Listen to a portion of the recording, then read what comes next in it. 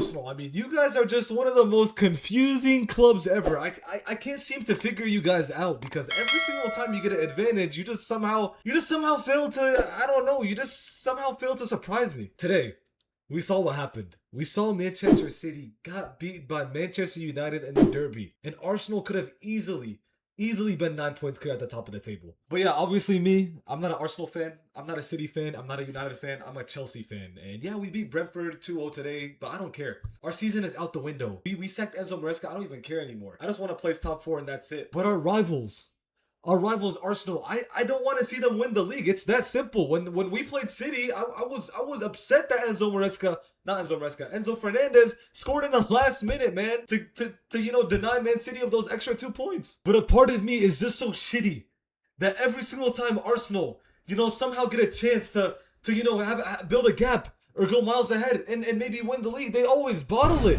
It's starting to get boring out here. I'm kind of wanting to see Arsenal actually win the league now. But yeah, I never believed that I would utter those words. I would never believe that those words would come out of my mouth. Holy shit, I just can't talk today or something. But yeah, back to what I was saying. Today against Nottingham Forest, Arsenal, Gooners, you guys were a disgrace. Victor Gyökeres, disgrace. I don't even know why they signed Victor Gyökeres, and I don't know why he's even getting minutes. I mean, Kai Havertz, I don't know where you've been. You need to come back because you're obviously the better striker. Bro, this should tell you enough. I looked up Victor Gyökeres on Twitter, and this is the first, I shit you not, this is the first thing that popped up. I mean, what the hell? Bro, they captioned this shit, Victor Gyökeres heat map against Nottingham Forest. You can't even make this up, man. I watched the entire game, all 95 minutes, because obviously 5 minutes extra time. I watched all 95 minutes, and this brother Victor Gyökeres was just out there doing cardio and fixing his hair the whole time, fixing his hair. Okay, moving apart from Victor Gyökeres, because I could make a whole video about him. But Eze, why is he riding the bench for Arsenal? I thought he was going to be such an important signing. He was supposed to be the key player to Arsenal's success, and he's just riding the bench.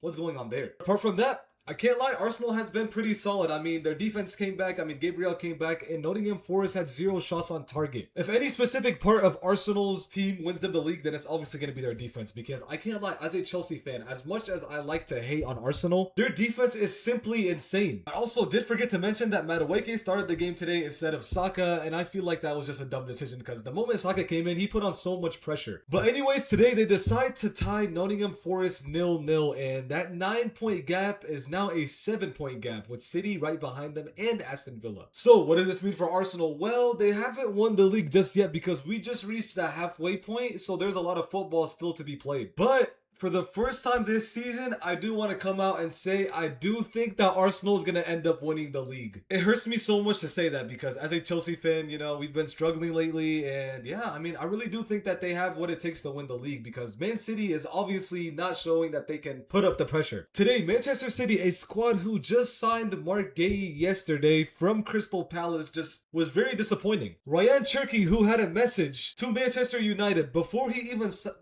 I don't know if it was before or when he was signing for Manchester City. He basically said that he would kill Manchester United because of what happened against Lyon in the Europa League. But this brother today was one of the reasons why Bruno Fernandes carried the ball down the pitch and they scored. But I can't even put all the blame on him because if you look at the stats, they just speak for themselves. Manchester United had 11 shots on target. No, 11 shots, sorry, total. 7 shots on target and 6 big chances. Against Manchester City, against Pep Guardiola. Do you know how crazy that is? You know how wild that sounds? And Erling Haaland, we need to start having some serious conversations about Erling Haaland because yeah, sure, he produces goals, he produces assists, but when it really matters, what does this guy really do? And I don't know what happened to this brother Rodri, but he just, his fall off needs to be studied. I mean, he won the Ballon d'Or and now he's just simply shit. I can't lie. But yeah, that's all I have to say about Manchester City. I mean, I think on any regular day, City should definitely be beating United, but I did want to say that Semenyo played really solid today as well. But yeah, moving on to Manchester United because today Bruno Fernandes and Bembo, Kobe Manu even, I mean, I haven't seen them play like this for a while. And I can't lie, the football that Manchester United played today, that was beautiful football. And if they continue playing like that, I mean, they're obviously not going to, but if they played like that every single match, they could easily